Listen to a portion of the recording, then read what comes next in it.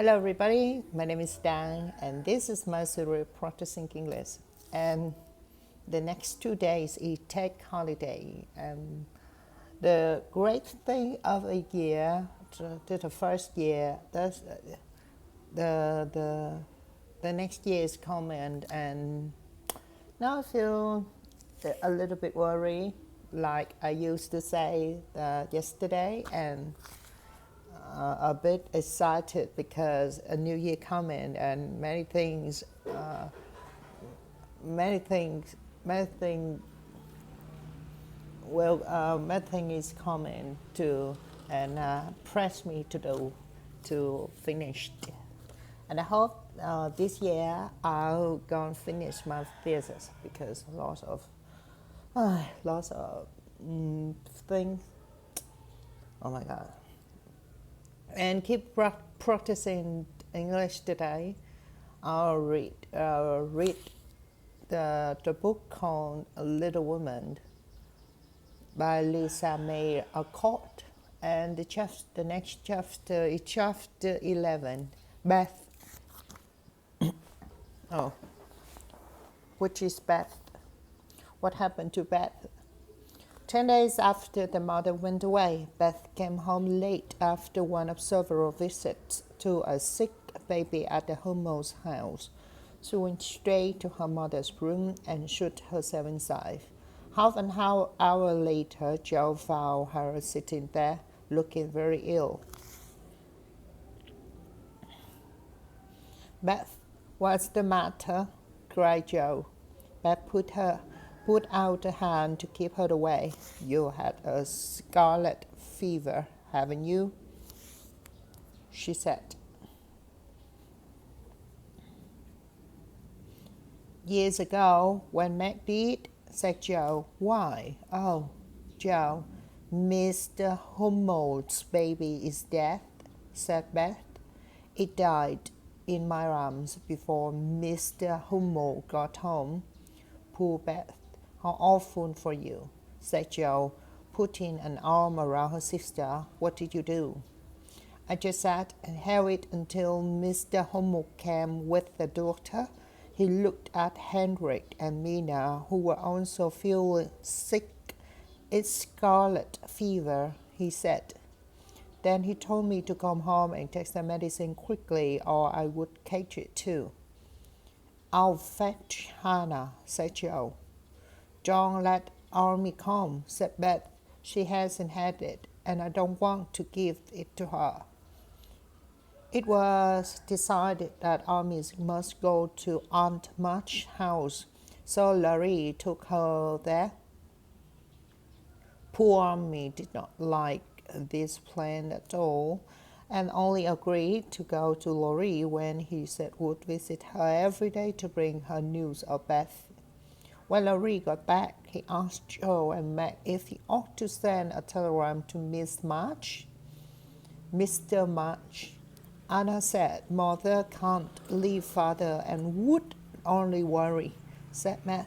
She says Beth won't sick long and she knows what to do, but it doesn't seem right. Mr. Lorenz was not allowed to see Beth, and Meg felt unhappy writing letters to her mother saying nothing about Beth's illness. Jo nursed Beth night and day, but the time came when Beth didn't know her and called her for mother. Jo was frightened and begged to be allowed to write the truth, but Hannah said there was no danger yet. Then a letter came saying that Mr. March was worse and could not think of coming home for a long time. How dark the day seemed, and how sad and lonely. The sisters walked and waited as the shadow of death lay over one's happy home. It was then that Meg realized how rich she had been in the things which really mattered: love, peace, good health. And Jo, watching her little sister, thought about how unselfish Beth always was, living for others and trying to make home and a happy place for all who came there. Amy sat lonely at Aunt March's house, just wanted to come home so that she could do something to help Beth.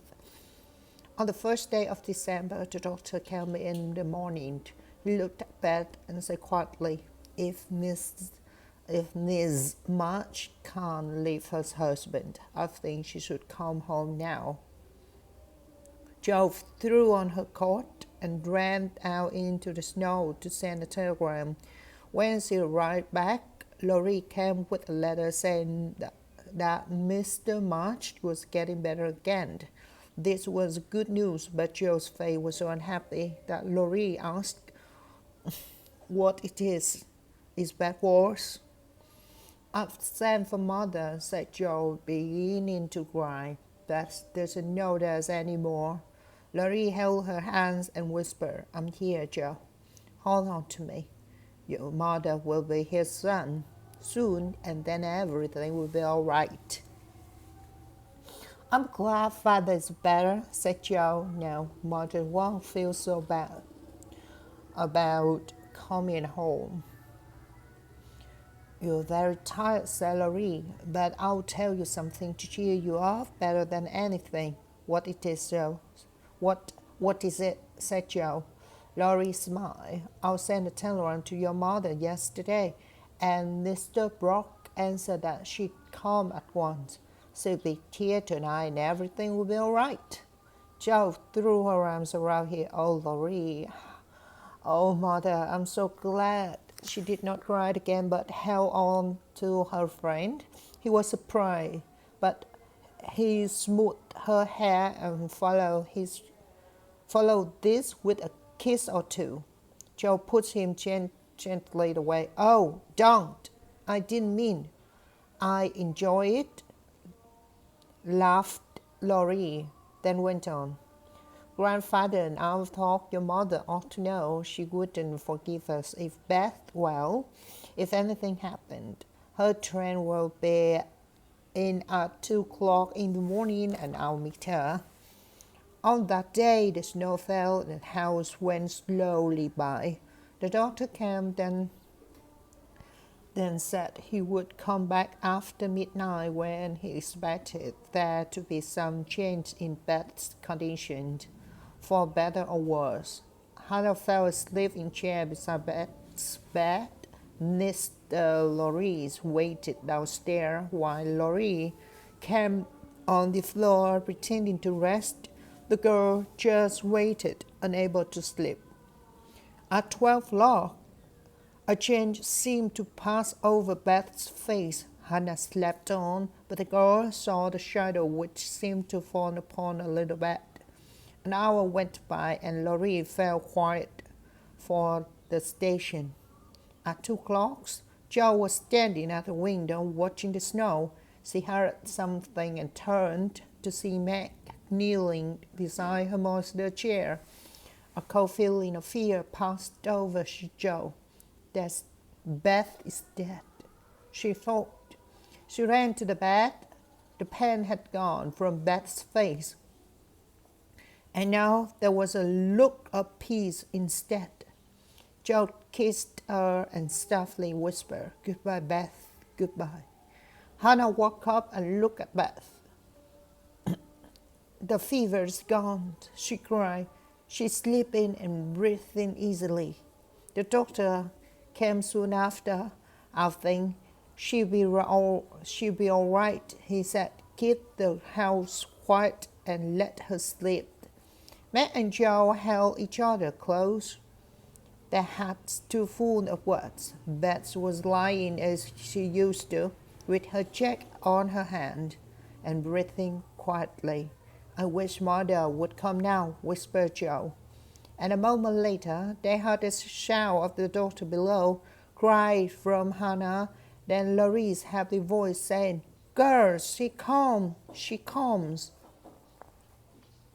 Chapter 12. Love and Mr. Brock.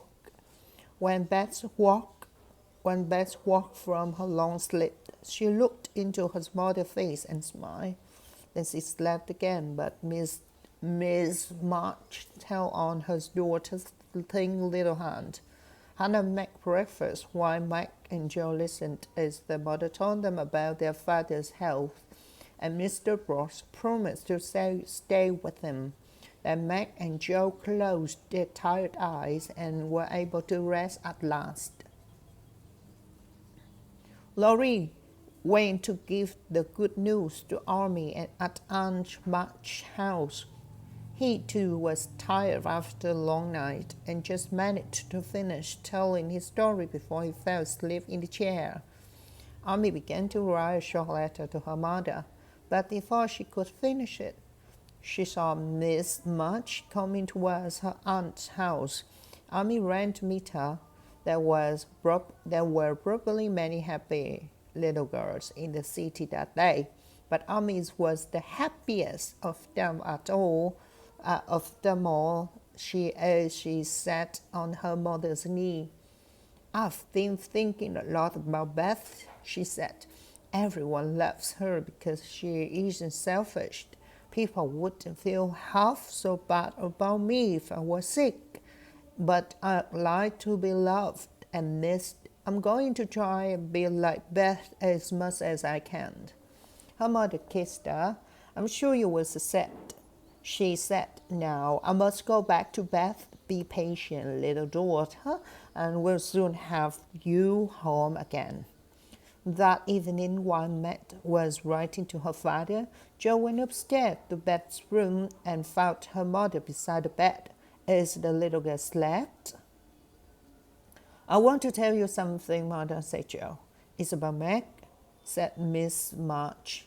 How quickly you guessed, said Jo. But it's about her. Last summer, Meg lost of her clothes at the Lorenz picnics. Later, Laurie told me that Mr. Brock had it and kept it in his coat pocket. It fell out once, and Laurie saw it. Mr. Brock told Laurie that he liked Meg, but it was afraid to tell her because she was still so young and he was so poor. Isn't it all awful? Do you think Meg likes and cares about him? Asked Miss March with a worried look. I don't know anything about love, said Jo. Do you think she's not interested in Jo? Said Mr. March. Who? Said Jo, staring. Mr. Brock, said her mother. I'll call him John because we became good friends at the hospital. Oh dear, said Jo. He has been good to father, and now you'll let Matt marry him. If she wants to. My dear, don't be angry, said Miss March. John told us quite honest that he loved Meg, but said he would earn enough money for a comfortable home before he asked her to marry him.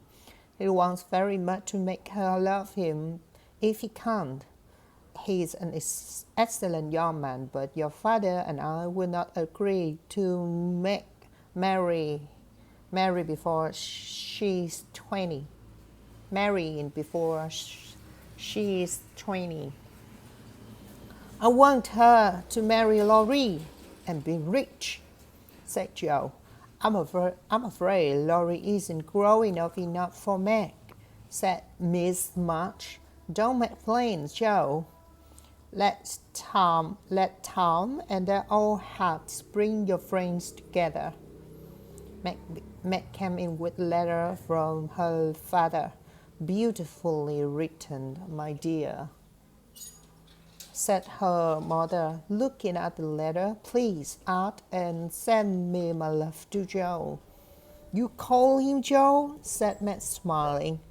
Yes. He's been like a son to us, and we're very fond of him, said Miss March, watching her daughter closely. I'm glad of that because he's so lonely. Lonely was Meg's quiet answer. Good night, mother dear. Miss March kissed her gently. She does not love John yet, she thought, but she will soon learn to. Chapter 13. Laurie makes trouble and Joe makes peace. Laurie quickly realized that Joe was keeping a secret which she refused to tell him. But he guessed the secret, what was about Matt and Mr. Brock, and was annoyed that his tutor had said nothing. He began to make some private plans for his own. Matt, meanwhile, was busy to get things ready for her father's return, but a change suddenly seemed to come over her. For a day or two, she jumped when she was spoken to. Then there was a worried look on her face. A letter arrived for her, and a few minutes later, Miss March and Joe saw Meg staring at it with a frightened face. "My child, what is this?" said Miss March. "It's a mistake. He didn't send it. Joe, how could you do it?" Meg hid her face in her hands and cried. "Me? I've done nothing," said Joe. "What's he talking about?" Meg pulled another letter from her pocket and threw it at Joe. "You wrote it, and that bad boy helped you. How could you be so cruel and mean to us both?" Joe and her mother read a letter which had been in Meg's pocket. "My dearest Meg, I can no longer bide my love for you, and must know your answer before I return. I cannot tell your parents yet, but I think they will relieve if they know that we love one another. Mr. Lorry will help me find a good job, and then, my sweet girl, you will make me happy. Said nothing to your family yet, but send a word of her to me through Lorry. Loving John." "A terrible boy," said Joe. "I'll make him sorry." But her mother said, "Wait, Joe, are you sure this is nothing to do with you?" "I never saw a letter before," said Joe, "but Mr. Brooke wouldn't write stupid things like that." "It's like his writing," said Meg unhappily. "Look at the second letter in her hand." "Oh, Meg, you didn't answer it," said Miss March. "Yes, I did," cried Meg, hitting her face again. "Let me get that weak boy," shouted Joe. Miss March sat beside Meg. "Tell me everything." "Laurie wrote the first letter," said Meg. "He didn't seem to know anything about it. I was going to tell you, but I remember how you liked Mr. Brooke and thought it would be all right to keep my little secret for a while. Now I can never look at him in the face again." "What did you write to him?" asked Miss March. "Only said I was too young to do anything, and I didn't wish to have secrets from you. So he must do speak to father. I thanked him for his kindness and said I would be his friend, but nothing more for a long time." Miss March smiled and looked pleased. Joe laughed. "What did he reply to that?" "He writes here that he never sent any love letters, and is sorry that my sister Joe should play games with us like this," said Meg. "It's a very kind letter, but imagine how awful I feel. I don't believe Brooke saw either of those letters," said Joe. "Laurie wrote them both, and he's keeping yours because I won't tell him my secret." "Go and fetch Laurie, Joe," said Miss March. "I'll put a stop to all this at once." Away ran Joe, and Miss March gently told Mr. Brooks real feelings. "Now, dear, you love him enough to wait until he can make a home for you." "I'm frightened and worried," answered Meg. "I don't want anything to do with love for a long time, perhaps never, if John doesn't know about all this. Don't tell him, and please make Joe and Laurie keep quiet." Miss March tried to calm her daughter, But as soon as he heard Lorraine coming back with Joe, she ran out of the room, and Miss March saw the boy along. When Lorraine saw Miss Marchandry's face, he guessed a reason. Joe waited outside the room as inside. The voices rose and fell for half an hour, but the girls never knew what was said. When they were calling, Laurie apologized to Meg and told her that Mr. Brooke knew nothing about either of the two letters. Please forgive me, Meg, he said. I'll try, said Meg, but I didn't think you could be so unkind. Laurie looked so worried that Joe wanted to forgive him, stay away, but he said nothing and refused even to look at him. When he went away looking hurt and unhappy, Jo wished she had been more forgiving. She could never stay angry for long, so after a while she hurried over to the big house, talking with her and excused one of Mr. Lorraine's books that she had borrowed. Isn't Mr. Lorraine in? Jo asked the servant. Yes, miss, but you can't see him, said the servant. Why? Is he ill? Is he ill? Said Jo. No, miss, but he's been arguing with Mr. Lorraine. Where's Lorraine? Said Jo. He sat in his room and won't come out. I'll go and see what's the matter, said Jo. I'm not afraid of either of them. She went upstairs and knocked on Lorraine's door. Stop that, shouted Lorraine.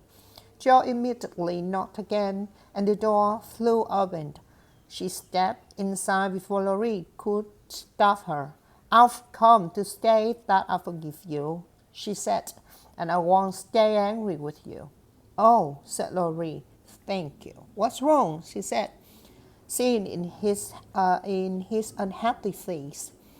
I wouldn't tell grandfather why your mother wanted to see me because I promised her not to tell anyone, he said, but then grandfather tried to shake the truth out of me, so I came up here and shook myself in. I expect he's sorry he did that, said Jo. Go down and say you are sorry. I'll help you. No, I won't, said Laurie angrily. I was sorry about Meg, and I asked her to forgive me, but I won't do it again when I'm not the one who is wrong. He ought to believe me when I say I can't tell him something. I don't like being shaken like that, and I wouldn't go down until he apologized. Listen, if I get your grandfather to apologize for shaking you, will you go down? Said Jo. Yes, but you won't do it, answered Laurie. If I can manage the young one, then I can manage the old one, Jo said herself as she went downstairs. Come in, said Mr. Lawrence when she knocked on his door. It's me, sir, said Jo. I'm returning a book. Do you want any more? Said the old man, looking annoyed but trying not to show it. Yes, please, said Jo. She pretended to look for another book while Mr. Rory stared at her crossly. What's the boy been doing? He asked. Certainly, he won't tell me. He did do something wrong and we forgave him, said Jo, but we on promise not to say a word to anyone. He must not hide behind the promise from you soft-hearted girls, said the old gentleman. Tell me, Jo. I can't, sir, because my mother has ordered me not to, said Jo, and if I tell you, it will make trouble for someone else, not Laurie. This seemed to calm the old man. Then I'll forgive him, he said after a moment. He's a difficult boy and hard to manage, you know. So am I, said Jo, but a kind word always helps. You think I'm not kind to him? I'm not kind to him, he said sharply. Too kind very often, said Joe, a little afraid, but just a bit quick to be angry with him sometimes. The old gentleman looked a little ashamed. You're right, I am. Although I love my boy, I find it hard to be patient with him sometimes. Bring him down and tell him it's all right. I'm sorry, I'm sorry. Why not write him apologize, sir? Said Joe. He says he won't come down until he got sworn. Mr. Reed gave her another sharp look, but then smiled and put on his glasses. Here, give me a bit of paper, he said. A words were written, and Joe kissed the old man's cheek. Then she went upstairs and put the letter under Laurie's boy. But he came out before she was gone. Well done, Joe, he said. Did he shout at you? No, he was camped, said Joe. Now go and eat your dinner. You both feel better after it. Everyone thought the matter was ended, but although others forgot it, Matt remembered she never talked about Laurie's tutor, but she talked of him often and dreamed of her dreams. At once, when Jo was looking for something in her sister's desk, she found a bit of paper with Mr. John Brock written it over and over again. Oh dear, said Jo. And I think this is the end for today's reading, and until next time.